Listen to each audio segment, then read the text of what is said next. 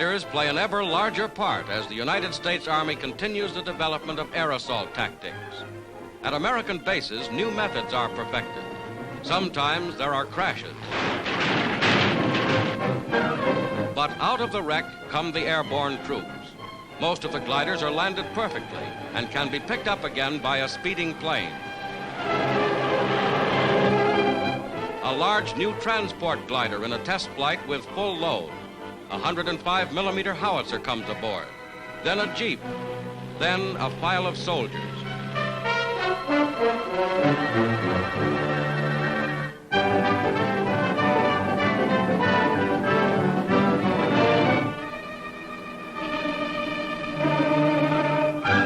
Gliders can land with heavy equipment even on bad terrain.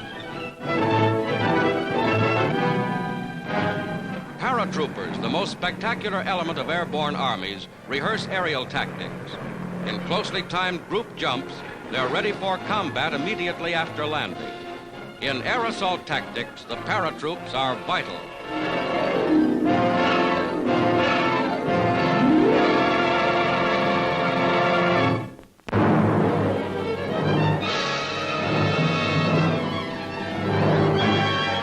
The United States Navy demonstrates its rocket guns. A landing craft throws a fierce hail of explosives toward shore. Equipped with rockets, small Navy vessels can equal the firepower of men of war many times their size.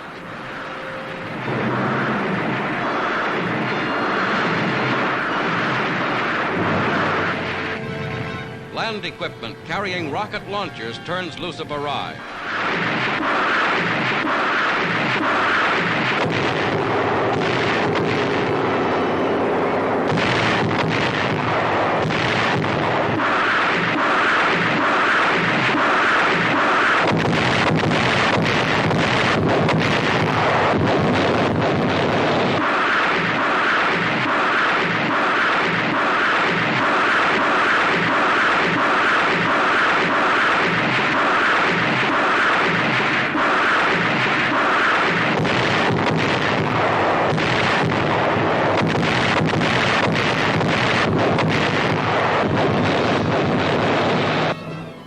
Rocket projectiles propelled at tremendous speed by the reaction of exploding gases against air are not new, but never before this war have they been used so widely. A Navy plane fitted with rocket racks is loaded up.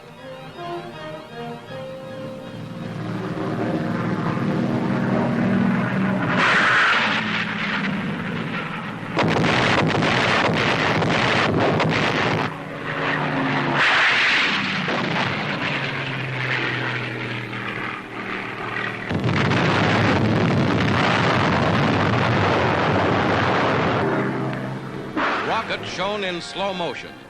Highly developed in the past few years, the ultimate possibilities of rockets have by no means yet been realized.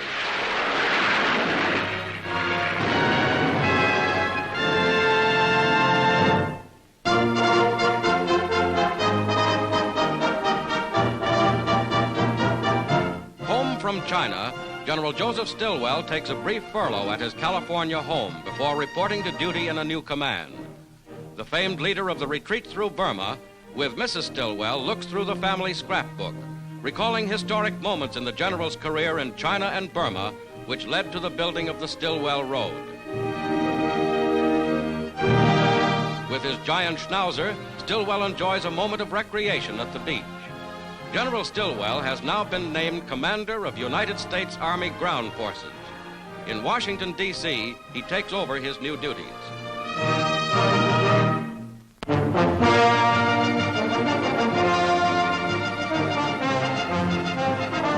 In one of 6 giant assembly plants strung across the North American continent, workers complete the building of B-29 superfortresses. The bombers, only recently sent over Japan for the first time, are already in quantity production.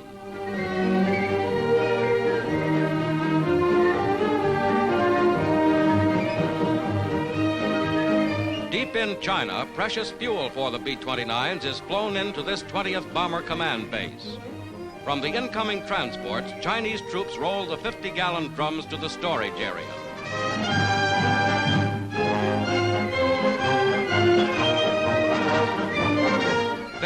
long troughs, the gas is pumped to one of the large storage tanks from which the superfortresses will feed. It takes up to 2 hours to refuel a B-29 and tons of gasoline.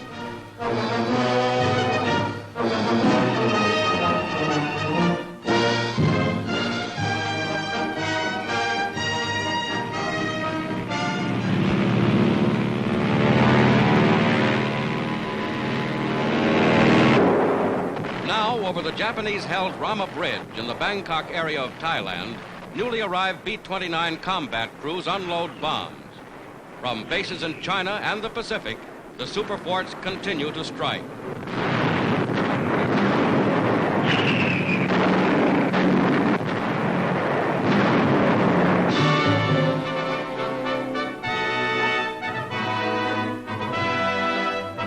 A Navy task force ranges enemy waters, striking enemy positions on the China coast, Formosa, and islands off Japan. Closing in now for heavy air blows, carrier planes make ready and take off.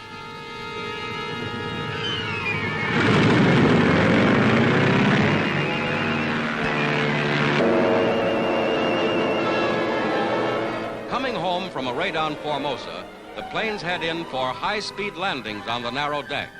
Some have been badly damaged.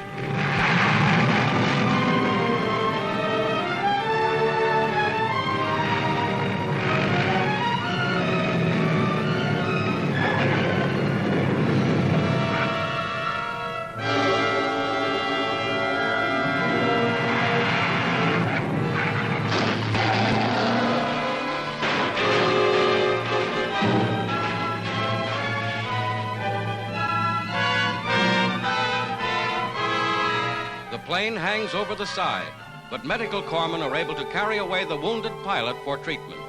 Wreckage has to be dumped overboard to clear the way for more landings, and the tense, hazardous operation goes on.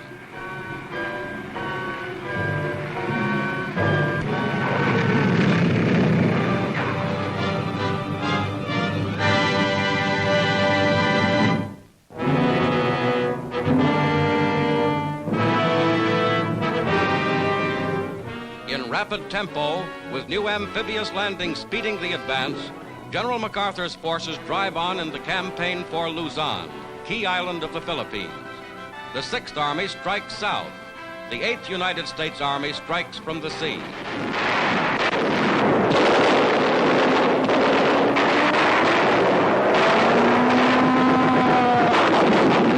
First films, delayed until now, show the initial landings on Lingayen Gulf and heavy fighting against attacking Japanese planes. The skies are cleared. From one ship of the Armada, General Krueger keeps careful watch. And so does General MacArthur.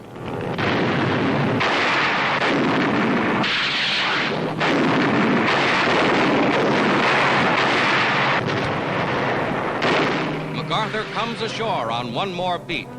This time, his goal is Manila, important objective on the road to Tokyo. Supplies come in great quantity through rough water. More and more equipment to back up the battle for Luzon.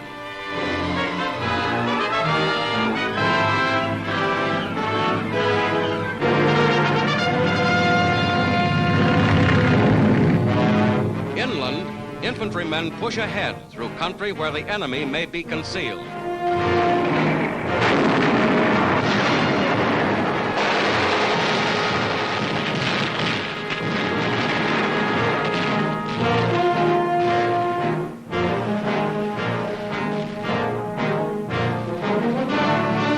Moving forward on the road to Manila, with greetings from the Filipino allies all the way.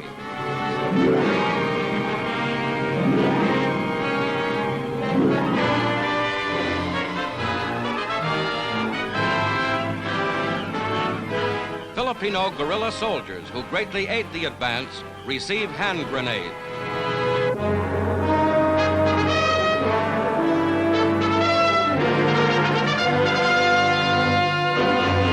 A spontaneous celebration for men of the 6th Army. The campaign comes to a climax in the announcement that liberating forces have entered Manila. The first landing force, striking in Lingayen Gulf, drove rapidly toward Manila. At Subic Bay, another landing. South of the city, still another. And then on to Manila, capital of the Philippines.